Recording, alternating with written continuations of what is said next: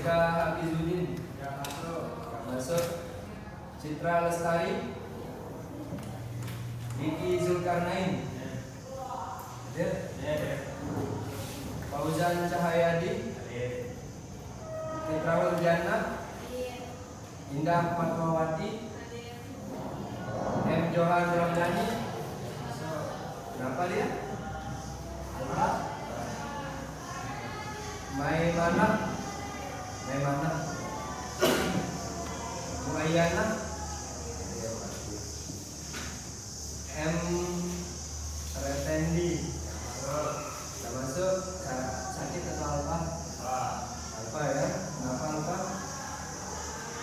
M. Zaki Ramdan. Hadir. Mana? Ramadan Saputra. Rizky Maulana Rizal. Rizaldi.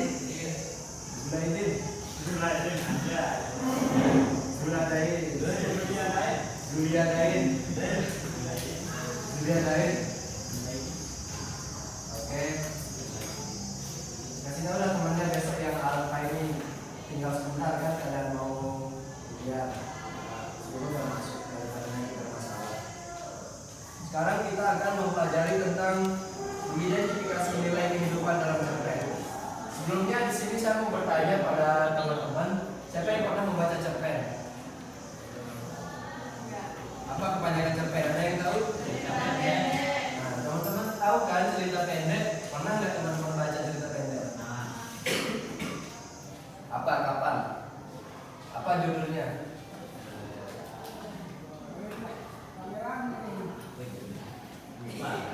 Lupa. Ada cerpen yang judulnya lupa. Itu karya dari Ida Karwayu. Jadi saya akan menjelaskan sedikit kenapa cerpen itu ada dalam bahasa Indonesia dan karya sastra. Cerita pendek itu merupakan suatu karangan prosa pendek. Tahu maksudnya prosa? Ya, kalimat sehari-hari lah, kalimat yang kita ucapkan sehari-hari. Contoh dari prosa itu dibagi menjadi dua. Ada yang prosa panjang, ada yang prosa pendek. Ada yang tahu apa itu prosa panjang? Apa contoh prosa panjang? Selain cerpen, kan cerpen cerita. Ada yang cerita yang lebih panjang lagi, apa namanya? Diawali huruf N. Novel itu kan tidak bisa kita baca dengan sekali duduk. Tapi kalau cerita pendek bisa kita sekali duduk. Dan ada pun ciri-ciri cerita pendek itu, karakter di dalam cerita itu paling tidak ada 2, 3, 4 orang. Nah, saya akan menjelaskan satu cerpen di mana cerpen ini mungkin akan membuat teman-teman merasa mind blowing bahasanya. Tahu mind blowing? Pemikiran out of the box, kayak kita nggak akan menyangka. Penulisnya ini berasal dari Mataram. Dia mengadopsi cerita pendek itu dari seorang sastrawan dari Jepang. Jadi judulnya itu adalah Surat Api. Ini disclaimer dulu ya sebelum teman-teman mau pelajari lebih dalam. Saya akan menceritakan sedikit cerita pendek itu berjudul Surat Api. Jadi Surat Api ini bercerita tentang ada seorang anak yang selalu dibakar sama ibunya. Setiap hari dibakar sampai kulitnya cacat dan segala macam. Dia tinggal di sebuah apartemen. Ketika dia tidak dibakar sama ibunya, dia akan merasa kesepian. Kegiatan saya setiap hari selalu dibakar sama ibu saya. Kok hari ini dia nggak ngebakar saya? Paham maksudnya? Nah, setelah itu ibunya terlalu besar api yang dia pakai untuk membakar anaknya, sehingga apartemennya kebakaran. Setelah kebakaran, otomatis yang datang kan pemadam kebakaran. Ketika pemadam kebakaran itu menyelamatkan si anak dan si ibunya, ternyata yang selamat cuma ibunya doang, cuma anaknya. Ibunya meninggal. Padahal yang selalu mau dibunuh sama ibunya adalah anaknya. Tetapi yang duluan meninggal ibunya. Setelah itu anak ini kan otomatis dia kritis, sakit. Dia masuk rumah sakit dan dia meninggalkan sepucuk surat. Surat ini dia kasih kepada pemadam kebakaran. Dan ternyata alur cerita dari cerita pendek ini adalah ketika pemadam kebakaran membaca surat itu. Paham maksudnya? Pemadam dia kan ini si anak ini dia dia berhasil selamat dari tragedi kebakaran apartemennya. Setelah itu si anak ini dia meninggalkan sepucuk surat untuk si pemadam kebakaran karena si anak ini sakit, dia tidak bisa membacanya. Dan ternyata isi dari sepucuk surat itu adalah perjalanan dia dibakar sama ibunya sampai dia benar-benar kehilangan harta dan martabat yang sangat dia cintai yaitu masa mudanya. Tapi ada satu adegan ketika dia tidak dibakar sama ibunya, dia akan merasakan yang namanya kesepian. Padahal dia dibakar sama ibunya. Dan tahu jalan ceritanya itu dari mana? Dari sepucuk surat yang dibaca oleh pemadam kebakaran. Nah, menurut teman-teman apa amanat yang dapat disampaikan dari cerita yang tadi? Apa pesan-pesan yang teman-teman dapatkan dari cerita pendek tadi?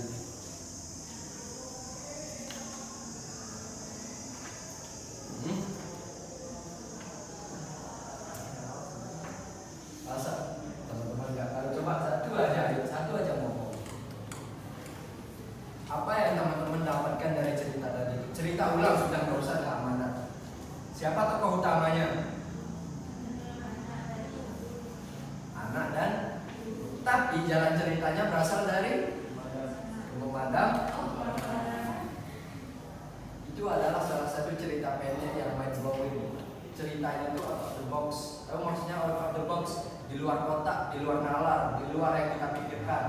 Dan ternyata kita kan nggak menyangka jalan ceritanya itu dari sepucuk surat itu. Teman-teman bisa baca itu. Salah satu penulisnya itu bernama Tara Febriani Hoyrunisa namanya. Itu salah satu penyair Lombok yang harus kita bacakan. Oke, selanjutnya saya akan menjelaskan apa itu cerita pendek.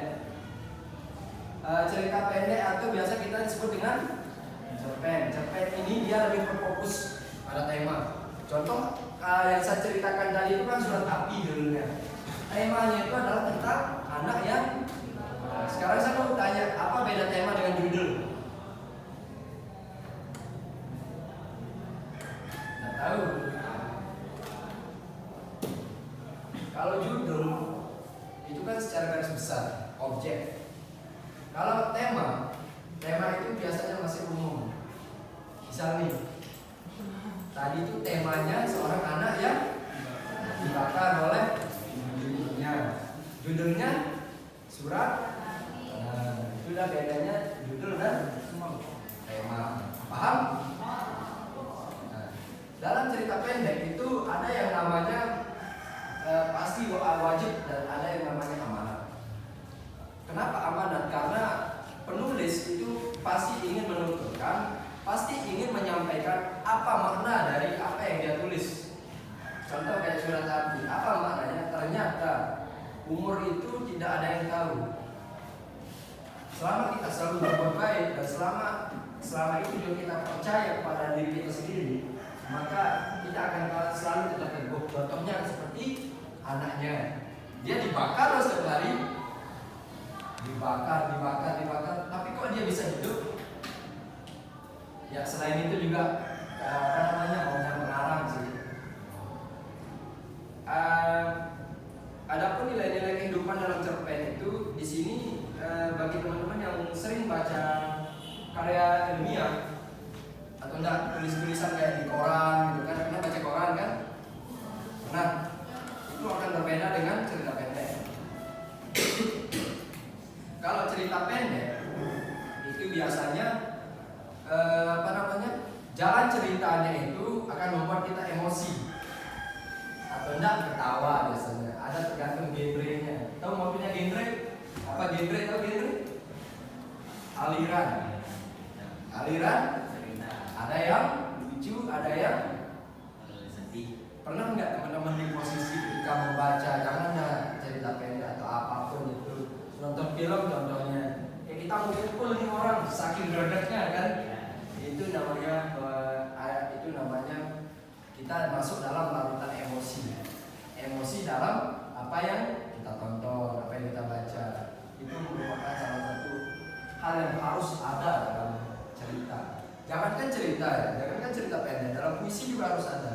Puisi, pernah baca puisi kan?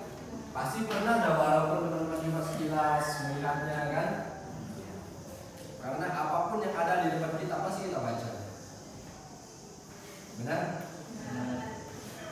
Seandainya di sini di papan ini ada tulisan, teman-teman baca apa enggak? Baca. Ketika teman-teman menghadap atas nama-nama nabi itu, teman-teman baca apa enggak? Baca. Cara tidak langsung kan? Tapi kita paham nggak dengan apa yang kita baca? Ada satu kalimat teman-teman baca, tapi teman-teman tidak pahami. Tapi dibaca, tapi tidak dipahami. Itulah yang dinamakan dengan buta aksara. Dan ternyata NTB, Nusa Tenggara Barat ini merupakan provinsi dengan buta aksara nomor 1 di Indonesia. Dulu pada tahun 2019, 2020, 2021 itu masih dipegang Jawa Timur. Sekarang Nusa Tenggara Barat. Apa yang menyebabkan? Karena kita malas. Jadi jangan lupa baca cerpen itu ya, baca cerpen dulu. Adapun kalau kita berbicara tentang nilai moral dan etika, kalau di dalam cerita pendek itu juga harus mempunyai nilai moral. Contoh kayak kita membahas cerita pendek tentang keagamaan. Ada satu cerita pendek itu karya dari penulis Lombok. Kebetulan memang pada saat-saat ini saya lebih suka membaca karya-karya anak Lombok, teman-teman dari Lombok lah. Itu berjudul Kisahku dan Kisah Si Anak Bungsu. Kisahku dan Kisah Si Anak Bungsu. Kisahku dan Kisah Si Anak Bungsu. Padahal itu satu maksudnya. Kisahku adalah si anak bungsu tersebut. Kisahku adalah kisah anak bungsu. Dalam artian dia itu membahas tentang etika dan moral dalam agama. Yaitu yang membahas tentang bagaimana siklus-siklus kehidupan manusia, dari yang malas sholat segala macam itu kalau teman-teman baca satu cerpen itu akan merasa menggantung. Tahu maksudnya menggantung? Tahu maksudnya menggantung? Dalam cerita, dan entah itu novel, cerpen, ada yang namanya menggantung. Tidak tahu? Contoh begini, ketika teman-teman nonton film yang berepisode ya, ketika dia mau memukul si korban, ternyata duluan habis filmnya bersambung, otomatis dia menggantung. Kita masih penasaran sama kisah selanjutnya. Nah, cerita pendek itu juga begitu. Apa nilai moral dan etikanya? Saya langsung saja. Ternyata yang dibahas dalam cerita pendek itu adalah kenapa kita selalu suka tidur setelah sholat subuh.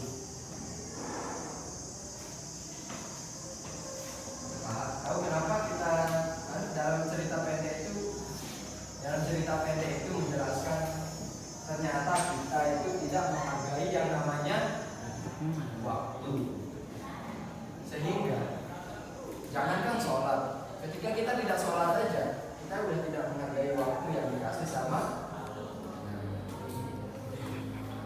Padahal sholat cuma 5 menit ya, 4 menit, tapi bermain-main udah berapa menit? Ya. Ayo. Teman-teman ada yang punya LKS? Tidak ada.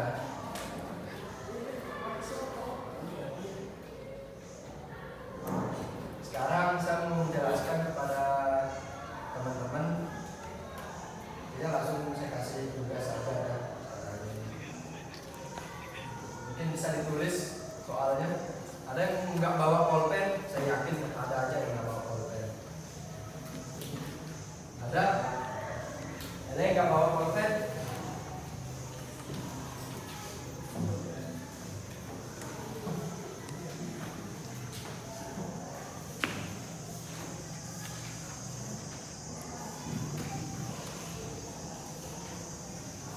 Teman-teman masih ingat apa yang saya tadi? Apa yang saya jelaskan tentang surat hati? Coba teman-teman tulis.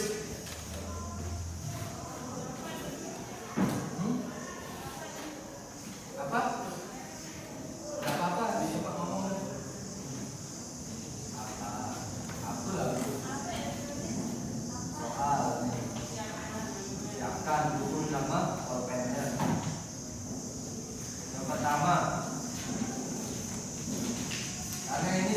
jelaskan dari minggu yang lalu juga ya, teman-teman pasti udah paham sama sistem kepenulisan yang saya ajarkan itu ya.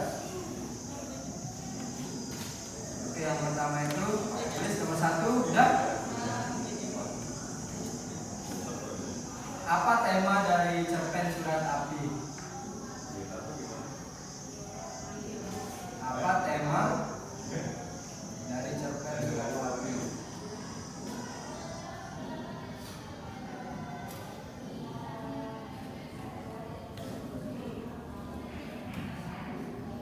Terus yang kedua,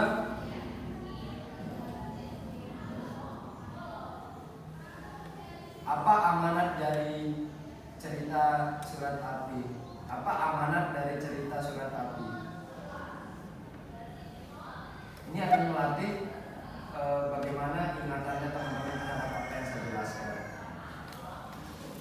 Sudah selesai? Sekarang coba dijawab, udah kasih waktu 5 menit.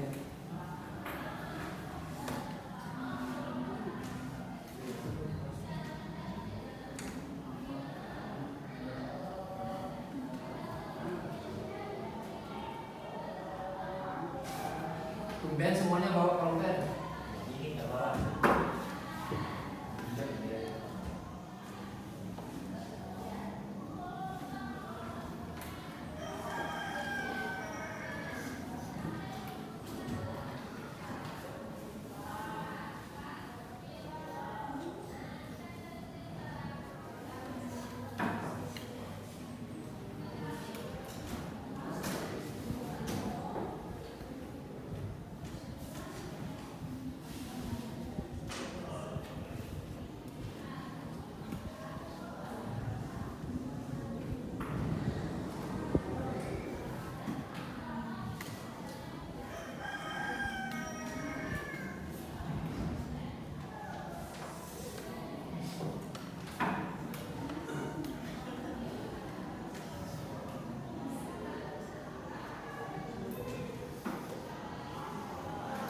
Ya, kerjain aja itu.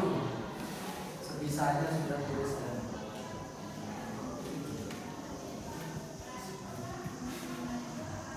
Ya. Amanat itu pesan yang disampaikan pengarang kepada pembaca.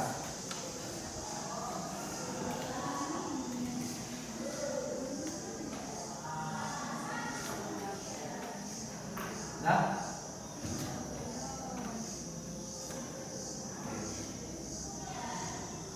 gampang ini dari tulis.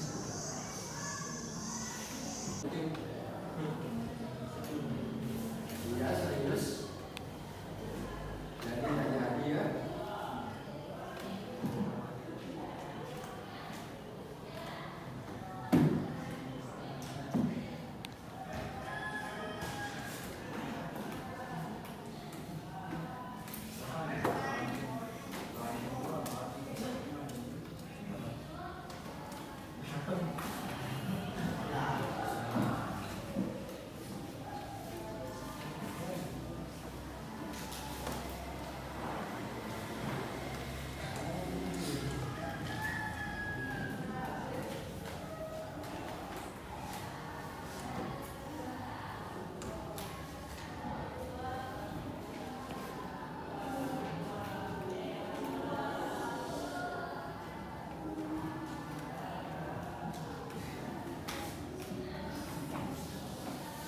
Sudah selesai, sudah lepas ya pulpennya. Saya akan sebut satu-satu ya, terus jawab apa yang udah ditulis. Jawab sebisanya udah. Buayanya